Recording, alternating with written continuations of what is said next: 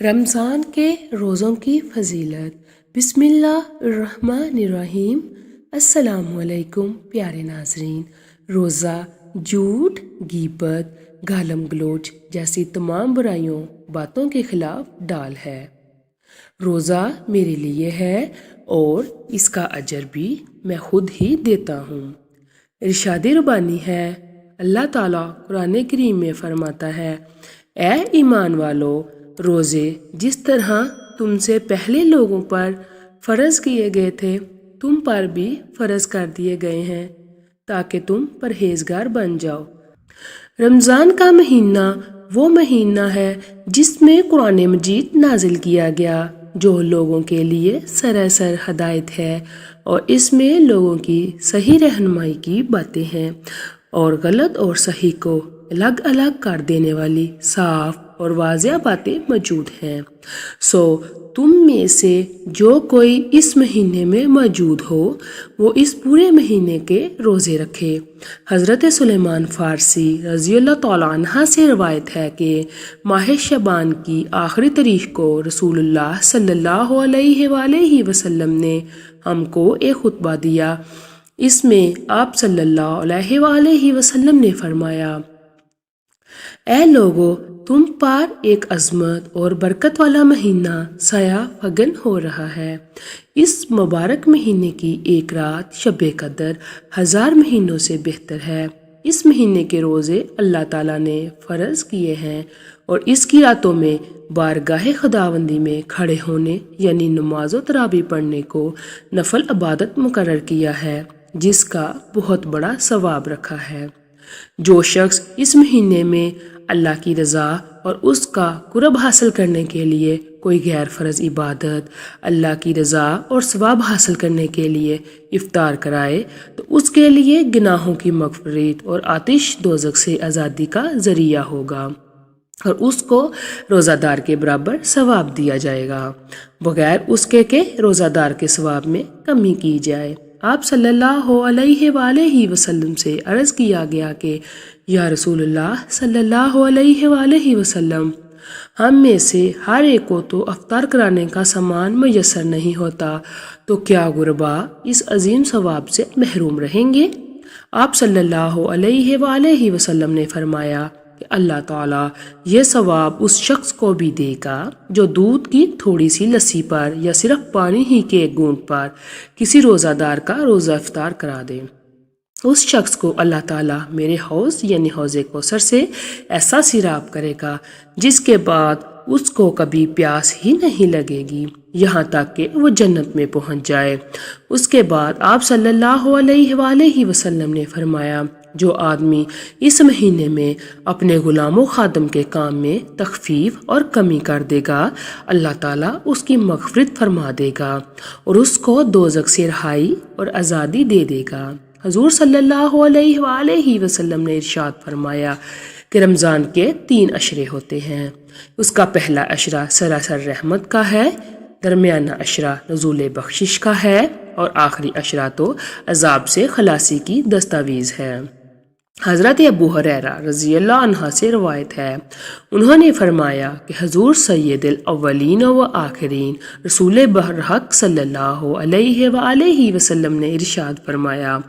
جس شخص نے رمضان کے روزے رکھے حالت ایمان میں اور کیفیت احتساب میں، اس کے لیے اس کے پہلے گناہ معاف کر دیے جائیں گے، اور جو شخص رمضان میں عبادات میں مصروف رہے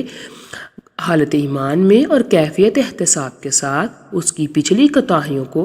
معاف کر دیا جائے گا، اور جس شخص نے حالت ایمان اور کیفیت احتساب کے ساتھ شب قدر میں عبادات کی، اس کی گزری کوتاہیوں بخش دی جائیں گی۔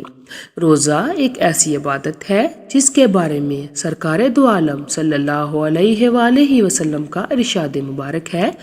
کہ اللہ تعالیٰ فرماتا ہے، روزہ میرے لیے ہے اور اس کا اجر بھی میں خود ہی دیتا ہوں، یعنی یہ اللہ اور اس کے بندے کا براہ راست معاملہ ہے کہ بندہ اللہ کے حکم کی بجا آوری میں تمام دن کھانے پینے اور نفسانی خواہشات سے رکا رہتا ہے اور اس کے ان آداب کی پوری پابندی کا خیال و احساس رکھتا ہے اور ان پابندیوں کے مطابق اپنے دن رات کو گزارنے کی کاوشیں کرتا ہے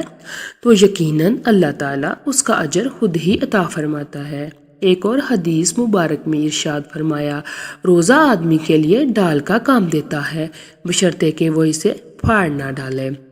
حضرت ابو ہریرہ رضی اللہ عنہ سے ہے کہ جب یہ ارشاد فرمایا تو عرض کیا گیا، اسے کسی کے ساتھ پھاڑا جا سکتا ہے؟ ارشاد فرمایا، جھوٹ یا غیبت کے ساتھ، یعنی روزے کی حالت میں جھوٹ، غیبت، گالم گلوچ، لڑائی جھگڑا اور دوسری اس طرح کی بری چیزوں اور بری باتوں سے سختی کے ساتھ ممانعت کی گئی ہے۔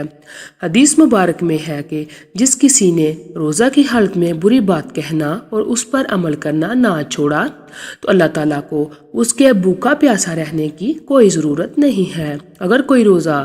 دار روزہ رکھنے کے بعد میں فسق و فجور، لڑائی جھگڑا، گالم گلوچ، فحش گوئی یا دوسری اس طرح کی باتوں سے نہیں رکتا تو یہ اس کا روزہ ہی نہیں ہے بلکہ یہ اس کا فاقہ بن جاتا ہے جس کا اللہ تعالیٰ کے احکام کے ساتھ کوئی تعلق نہیں ہے۔ ایک اور حدیث مبارک میں ہے کہ روزہ صرف کھانے پینے سے رکنے کا نام نہیں ہے بلکہ روزہ تو لغویات اور بری باتوں سے بچنے کا نام ہے۔ حضرت عبداللہ بن مسعود رضی اللہ عنہ سے روایت ہے کہ جس کے اعضاء حرام کاموں سے نہیں رکتے اس کو میری خاطر نہ کھانے اور نہ پینے کی کوئی ضرورت نہیں۔ جس طرح زبان کو فحش گوئی، غیبت اور جھوٹ سے بچانا ضروری ہے، اس طرح انسان کے دوسرے اعضاء آنکھ، کان، ناک، ہاتھ، پاؤں کو بھی برے افعال سے بچانا ضروری ہے۔ حضرت عبداللہ بن عباس رضی اللہ عنہ کی بیان کردہ ایک حدیث کے الفاظ قدسی کچھ اس طرح کے ہیں کہ جب رمضان کا مہینہ آتا تو رسول اکرم صلی اللہ علیہ وآلہ وسلم قیدیوں کو چھوڑ دیتے اور ہر سائل کی مراد پوری کرتے۔ رمضان میں جہاں بہت سی برکات و انعامات ہیں وہاں مسلمانوں کے دوسرے لوگوں کے ساتھ اچھے رویوں کی بھی تلقین فرمائی گئی ہے۔ ایسے عمل مبارک سے بھی اس بات کی طرف توجہ دلائی ہے۔ گویا رمضان المبارک کا مہینہ رسول اکرم صلی اللہ علیہ وآلہ وسلم اس مہینہ میں باقی مہینوں کی نسبت بہت زیادہ جود و سخا اور کرم فرماتے۔ دین اسلام میں مسلمانوں کے لیے ہر موقع کے لیے آسانیاں رکھی گئی ہیں،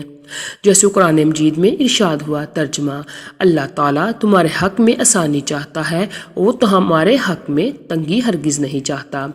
روزے میں کوئی مسافر ہو یا مریض ہو تو اس کے لیے بھی رخصت کی اس طرح سے اجازت ہے کہ وہ اس حالت میں رمضان کے روزوں کی قضا بعد کے دنوں میں ادا کرے۔ اگر کوئی شخص عمر کے اس حصے میں ہے یا مرض کی اس حالت میں ہے کہ اس سے سال کے باقی ایام میں کسی بھی وقت روزہ رکھنا ممکن نہیں تو اس کے لیے فدیہ کا حکم ہے۔ ایک اور حدیث مبارک میں رسول اکرم صلی اللہ علیہ وآلہ وسلم نے اس مہینے کو صبر اور غمخواری کا مہینہ قرار دیا ہے۔ دینی اصلاحات میں صبر کے معنی اللہ کی رضا کے لیے اپنے نفس کی خواہشوں کو دبانا اور تلخیوں اور ناگواریوں کو برداشت کرنا ہے، جس سے اس کے اندر ان غرباء و مساکین کی ہمدردی کا جذبہ بھی پیدا ہوتا ہے جو ناداری کی وجہ سے فاقوں پر مجبور ہوتے ہیں۔ اللہ تعالی ہمیں تعلیمات قرآنیوں و سنت نبوی صلی اللہ علیہ وآلہ وسلم پر پورے طریقے سے عمل کرنے کی توفیق عطا فرمائے، آمین۔